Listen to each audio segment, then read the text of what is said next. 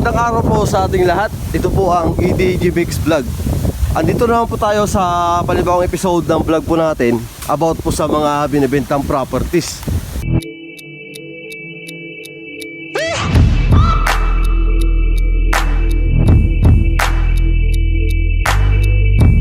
Ngayon po ay andito tayo ngayon sa bayan po ng Moncada, Tarlac, kung saan po meron po binibentang mango farm dito po. Bale itong property na to, meron po siya nakatanim na 40 plus po na puno po ng mangga. Yan, ang sukat po nito ay 2.5 hectares po. Bale itong property na to ay tutok po sa mismong barangay road. Yan, ito po yung barangay road.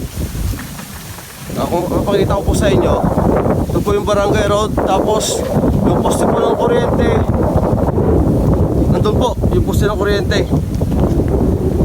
Yan, yun po yung poste ng kuryente. Ang presyo po nito ay 250 per square meter.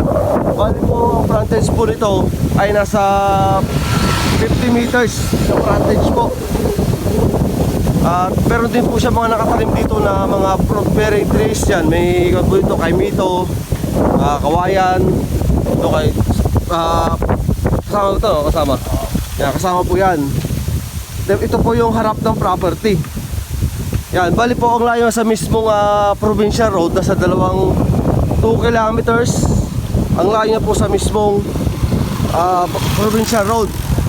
Tapos sa Tiplex po ay 10 minutes 5 minutes to 10 minutes po ang layo sa mismong Tiplex. Exit po tayo. Yan, pag travel po galing po kayo ng Manila o NCR ay isa't kalahating oras po yung travel papunta po dito sa property. Yan. Pag sa town proper po ng Moncada ay sabihin natin na 10 minutes po yung travel punta po sa town proper po ng Moncada. Yan. Ulitin ko po, yung presyo po nito ay 250 per square meter. Ipakita po natin sa gilid para makita po natin. Yan. Yan, lumog kayo. Ito po yung gilid ng property. Ito po yung gilid, yung boundary po ng property. Yan. Ito po yung itong bakod na to. Bali po, meron din po siyang rice field na 5,000 square meter po na rice field po niya. Ito po yung boundary.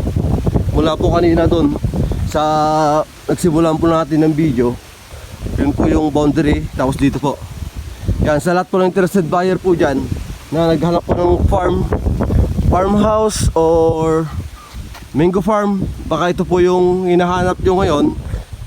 Nakalagay naman po yung contact number namin sa screen.